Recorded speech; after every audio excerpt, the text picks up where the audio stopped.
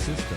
The Esports World Cup is a unique tournament and will have a very unique trophy system, consisting of keys, game trophies, the Club Championship trophy, and the totem. Introducing the key. This symbolizes a participant's right to compete in Riyadh. Each team or player will receive a personalized key consisting of the inner key and the outer frame. Winning a competition earns you a game trophy. A champion's key will be inserted inside. The frame will be placed into the totem. A physical block on display in Riyadh, serving as a progress bar of the Esports World Cup. The totem will remain in Riyadh as a chronicle of the Esports World Cup history. Those who get eliminated throughout the competition must give up their keys and see them crushed. Their broken keys will be tossed into the totem and encased in resin, symbolizing those that tried to win but fell short. However, as an additional privilege for winning, each game's champion gets to select 3 opponents' keys to be encased in the base of their trophy as an additional, more personal prize. Losers will go home with their keys replaced with a token that marks where they ended their journey. Witness history unfold at the Esports World Cup. Abandoned schools for zero tolerance policies on bullying, because this can get out of hand real quick. Like the trash talk can get crazy, and then just saying I'm gonna go home with your name smushed up into my trophy, bro. It's pretty wild, honestly. I can't wait to see how the fighting community reacts to it. Right. So just to recap briefly, everybody who participates gets a 2-part trophy. One part is your key that you'll enter into other things, and the other part is just like a take-home piece. The key, when you compete, if you lose, you have to give it up.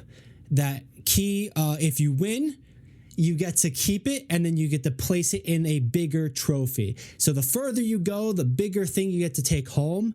But at the same time, if you lose at any point, that little key gets added to the winner's trophy, gets added to a monument saying you competed, but then lost. So, man, it does feel ridiculous and pretty complicated overall. But dude, I kind of wish everybody kind of did that, especially when it comes to a fighting game situation. Here's the blood of my enemies in my trophy, basically. You get to be really, really, let's say you can be super mean about somebody that you had a rivalry with this whole time. And if you do manage to beat him in the tournament, it's just rivalry done. Organizations are going to be able to do this. This is what I was saying before, man. If this is going to last for 12 years, you never know if there's going to be one person who comes out and wants to participate. He's really good at PUBG and he's really good at team fight tactics or something like that. We might have King of Game situations on this where they you might need to buy up somebody who's good at 3 games or relatively good at 3 games to see what happens. I don't know. I'm jazzed. It's definitely a really cool system. It is a little bit complicated, but I think I explained it clearly. Hopefully, it'll be cool to see what they're able to do. Hopefully they can do more with this later. If this is going to be a continued thing, like you said, if they bought on to the Olympics, I think the Olympics aren't going to necessarily want something as put down, but they are all about their emblems and trophies and the podium placements for sure. So this is definitely a great thing for just us to shit talk about people or it's a great thing for that competitive spirit. And it adds a lot more pizzazz for sure.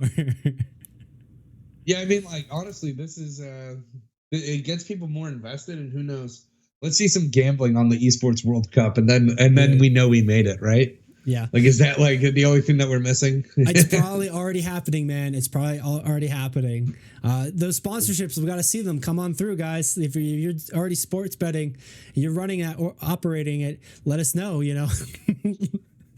Daddy could use new computer. These orgs that have the sponsorships and stuff like that, some of them are sponsored by Nike, right? Yeah. And so it's going to be a very interesting thing to see what sponsorship certain teams get from making it higher up in the World Cup, in the Esports World Cup, right? Or in the Olympics, right? Because these teams are gonna go to the Olympics. Not all of them, right? But like certain players, I don't know how it's gonna work. Are the orgs gonna go? Are the players gonna go? Like what's gonna happen? Are we gonna have Team America? Like right. you never know when it comes to this stuff, right? Or if it's national, that would be an interesting thing to kind of like see how it plays out. On top of which, when it comes to something like that, like we kind of already see how like sports games, especially, you've got the teams start a esport team for their digital product, the digital tournaments, the esport, etc. Like the 2K series has basketball teams fielding digital basketball teams, players of an esport organization representing the bigger NBA team. And you're going to start seeing that. Will we start seeing that with other stuff, with Nike, etc.? Like how much then control does a Blizzard have in that, if for their games, or a Riot has in that, etc.? Like, are we going to start seeing this sort of scale of opposition where there's enough power? It's all very interesting, all very dramatic, and of course I'm looking forward to breaking it all down and talking about it here with you, Nick, and with our audience or anybody sticking around. So if you got any thoughts, any insights on that, let us know. Hit us up on our socials, hit us up here on YouTube or Twitch. Of course, just follow us anywhere to follow the conversation as we learn more and see how this develops. That Olympic competition is going to be sick, Nick. It's going to be so good. But yeah. I think last thing that like for me to say on this would be I think the Esports World Cup and now this combo with the Olympics and stuff is like wrestling control away from these game developers, right? Like it's not so much like Riot or anybody like that. Like Riot's not like the best, right? But mostly it's like people like Blizzard or something along those lines, right? Where like they decide that they're going to disqualify somebody or take away their prize money because they said something about like something about China or something like that when they had the opportunity because they have the platform of being a winning pro or something like that, right? And have it like turned around. Like now the money's all in Saudi Arabia. So if your game, if you want to like do something like that, like your game might not be allowed to be played in like the Olympics or the Esports World Cup if you try to get froggy like that, which could be a huge which could be a huge hit for that company's marketing or playability across the global scene. Like, oh, you're going to limit it only to North America? Great, congratulations. Well, here's the other continents and countries that are playing this game and making so much more money playing other games because you chose to this. And just real quickly, I know we've seen Activision Blizzard do this with StarCraft about 15 years ago when they were fighting and clashing for power of broadcasting rights and tournament rights in South Korea.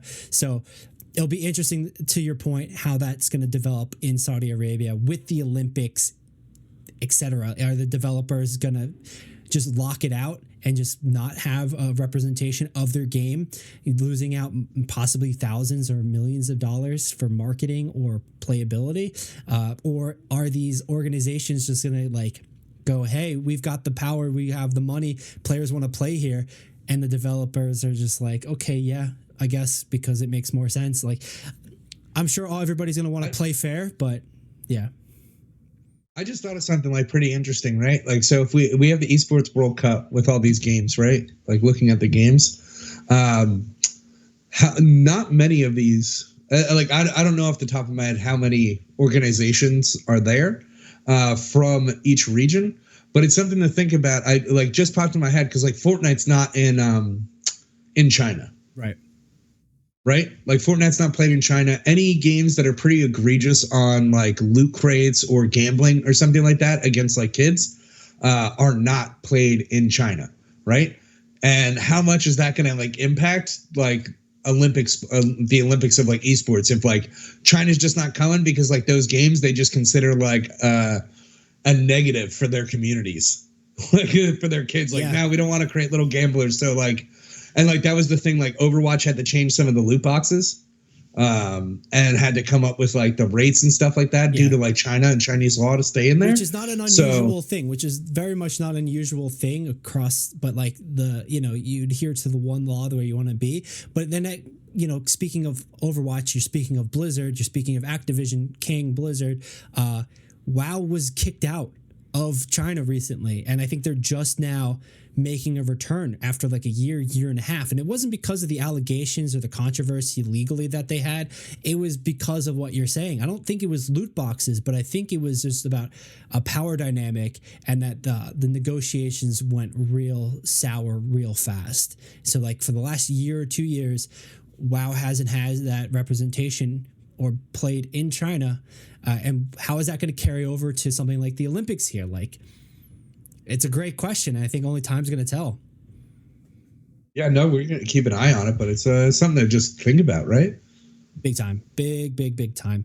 But yeah, it's exciting to see, but we got to move on. We're going to move into our next topic, and like